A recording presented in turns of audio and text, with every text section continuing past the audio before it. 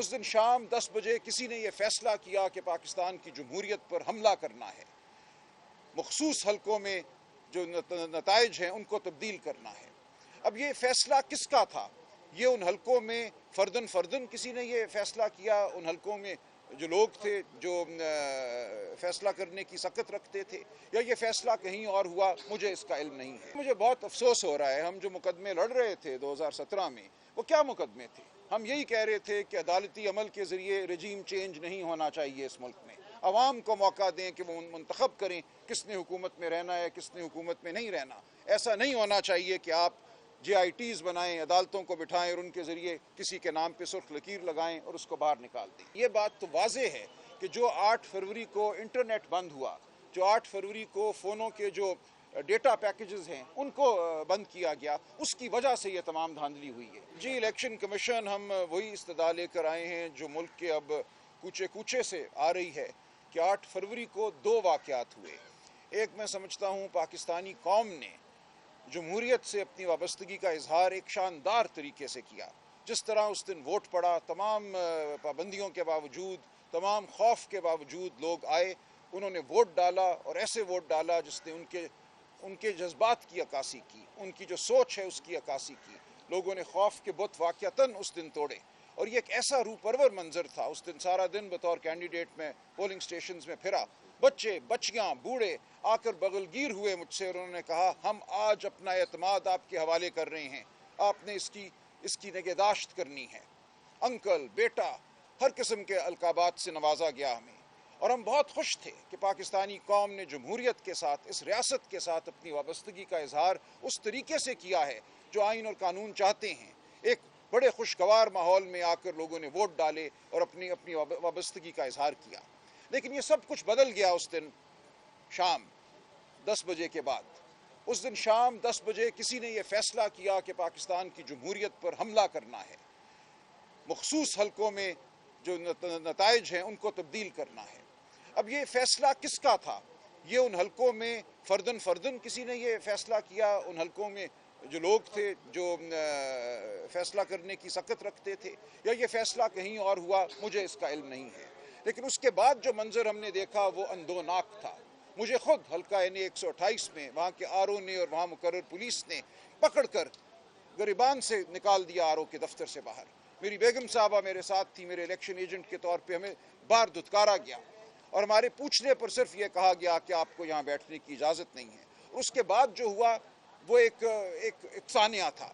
ہمیں جو پریزائڈنگ افسر سے فارم 45 ملے جو کہ موصول ہو رہے تھے، ان میں 90,000 سے زائد کی لیڈ سے جیت چکا ہوں یہ الیکشن N128 سے۔ لیکن اگلے دن 1 بجے جو فارم 47 شائع کیا گیا، اس میں میری جیت کو 12,000 ووٹوں سے شکست میں تبدیل کر دیا گیا۔ مجھے 1,60,000 ووٹ دکھائے گئے اور میرے مد مقابل کو 1,72,000، جبکہ ہمارے پاس جو فارم ہیں ان میں ان کے ووٹ 60,000 سے اوپر نہیں جاتے۔ لہٰذا ایک ایسا ہولناک عمل کیا گیا، 1,10,000 ووٹ جعلی جو ہیں وہ کہیں سے پیدا کر کے ڈالے گئے۔ یہ جمہوریت کی توہین تو ہے ہی، یہ ان لاکھوں لوگوں کی توہین ہے جنہوں نے اس دن باہر نکل کر ووٹ ڈالا۔ ہم اس توہین کے خلاف کھڑے ہیں جو اعتماد کو ٹھیس پہنچائی گئی ہے لوگوں کے، اس کے لیے ہم کھڑے ہیں، ہم لڑتے رہیں گے۔ یہ بتائیں کہ آپ اس سے پہلے مسلم لیگ نون ابھی جو الیکشنز میں اس کا بینیفیشری ہے، آپ میاں نواز شریف کے لیے کروڑوں روپے فیس لے کے آپ ان کے کیسز لڑتے رہے، آج آپ سے کیسا لگ رہا ہے کہ ان کی جماعت جو ہے وہ اس دھاندلی کے نتیجے میں حکومت میں آ رہی ہے؟ دیکھیے، مجھے بہت افسوس ہو رہا ہے، ہم جو مقدمے لڑ رہے تھے 2017 میں، وہ کیا مقدمے تھے؟ ہم یہی کہہ رہے تھے کہ عدالتی عمل کے ذریعے رجیم چینج نہیں ہونا چاہیے اس ملک میں، عوام کو موقع دیں کہ وہ منتخب کریں کس نے حکومت میں رہنا ہے، کس نے حکومت میں نہیں رہنا۔ ایسا نہیں ہونا چاہیے کہ آپ جے آئی ٹیز بنائیں، عدالتوں کو بٹھائیں اور ان کے ذریعے کسی کے نام پہ سرخ لکیر لگائیں اور اس کو باہر نکال دیں۔ ہم اس اصول کے لیے تب بھی لڑ رہے تھے اور میں اس اصول کے لیے آج بھی لڑ رہا ہوں کہ یہ کام جمہور کے حوالے کریں، عوام کے حوالے کریں، انہیں ووٹ ڈالنے دیں، ان کے ووٹ کو واقعتاً عزت دیں۔ اور آج مجھے افسوس ہے کہ جو عوام کے ووٹ کی عزت کی بات کرتے تھے وہ آج اس بے توقیری اور بے عزتی کی بنیاد پر حکومت قائم کرنا چاہتے ہیں۔ اس کا مطلب آپ کی ججمنٹ ٹھیک نہیں تھی اس وقت؟ بالکل ٹھیک تھی، میری ججمنٹ کسی شخص کے حوالے سے نہ تب تھی نہ آج ہے، میری ججمنٹ ایک اصول کے حوالے سے ہے۔ جو بھی اس اصول کے لیے کھڑا ہے میں اس کے ساتھ کھڑا تھا اور کھڑا رہوں گا۔ آپ کیا سمجھتے ہیں جو انتخابات میں دھاندلی ہوئی کس نے کروائی ہے؟ مجھے نہیں پتا. دیکھیں یہ بات تو شواہد سے کرنی چاہیے. مجھے اتنا پتا ہے کہ دھاندلی ہوئی ہے.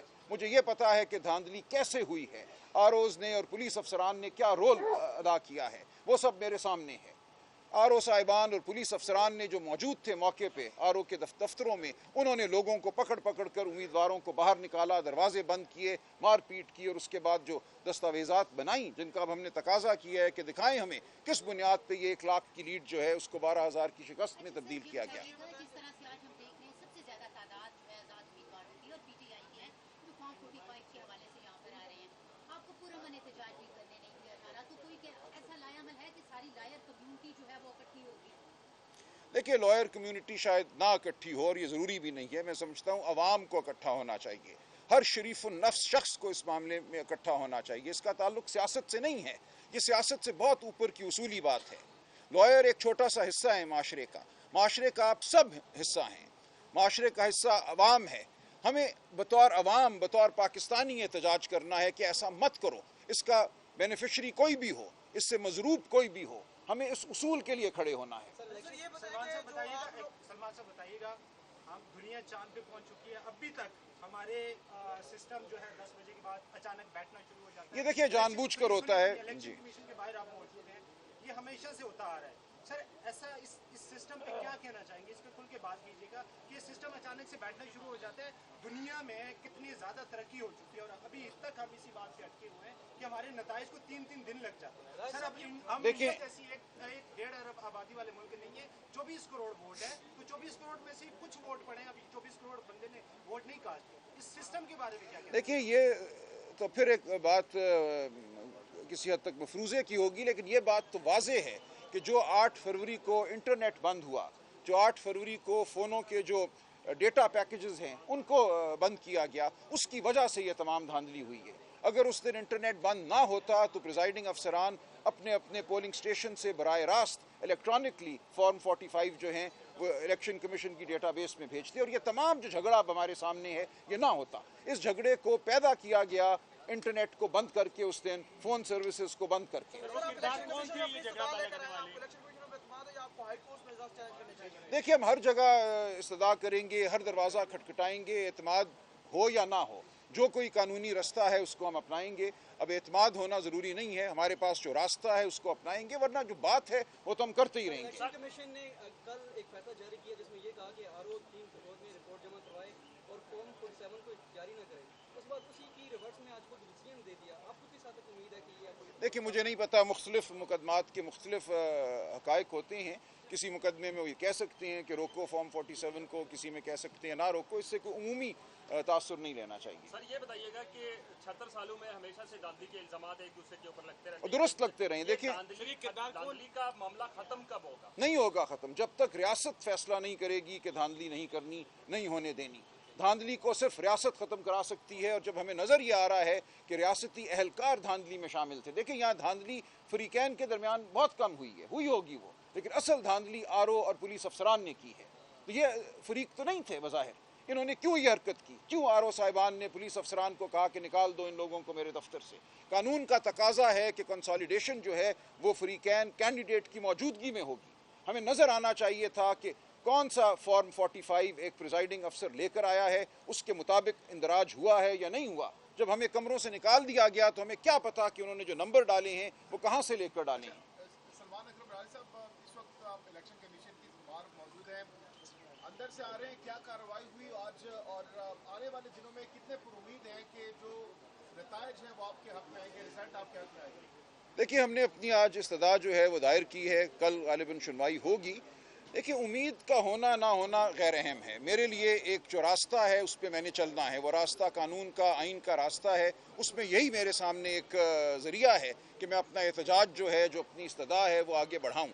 اور جو ہوا ہے میری نظر میں وہ اتنی فاش دھاندلی ہے کہ کوئی بھی ادارہ, کوئی بھی جج, کوئی بھی الیکشن کمیشن اس کو جھٹلا نہیں سکے گا. تو راجہ صاحب آپ دھاندلی کا تو ذکر کر رہے ہیں, لیکن دھاندلی کے کرداروں کا, ذمہ داران کا ذکر نہیں کر رہے. گارڈین نے ایک آرٹیکل لکھا, اس میں آپ کو کوٹ کیا, بعد میں آپ نے ٹویٹ کیا جی مس کوٹ کیا گیا. بالکل. آپ کھل کر کیوں نہیں سامنے آ رہے؟ دیکھیں میرے سامنے کر رہے ہیں, انہیں کیوں نہیں نامینیٹ کر رہے؟ دیکھیں میں کیسے کہوں, میں نے کہہ دیا نا, آر او اور پولیس افسران نے کی ہے.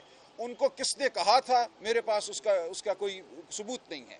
मुझे तो ये नज़र आया कि आर.ओ. साहिबान के दफ्तर में धांधली हुई, करने वाले आर.ओ. साहिबान थे और उनके माविन थे पुलिस अफसरान। ये दो किरदार तो बिल्कुल सामने हैं और मैं खुलकर इनका नाम लेता हूँ। मैं अपने हल्के के हवाले से कोई तामुल नहीं समझता, मैंने ट्वीट में नाम भी लिए हैं, लेकिन इसके पीछे कौन है ये मुझे नहीं मालूम। इन्हीं आरओज़ को चैलेंज किया था उमैर न्याज़ी ने लाहौर हाई कोर्ट के अंदर, और सुप्रीम कोर्ट ने इन्हीं आरओज़ को बहाल किया था।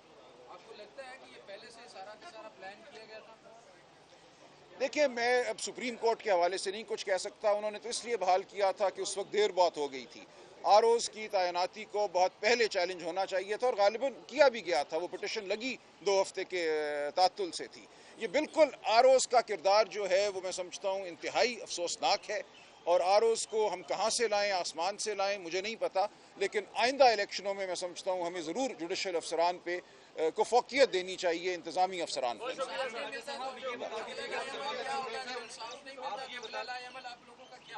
देखिए, बाकी लाएअमल तो पुरअमन सियासी एहतजाज ही होगा, उसके अलावा क्या हो सकता है।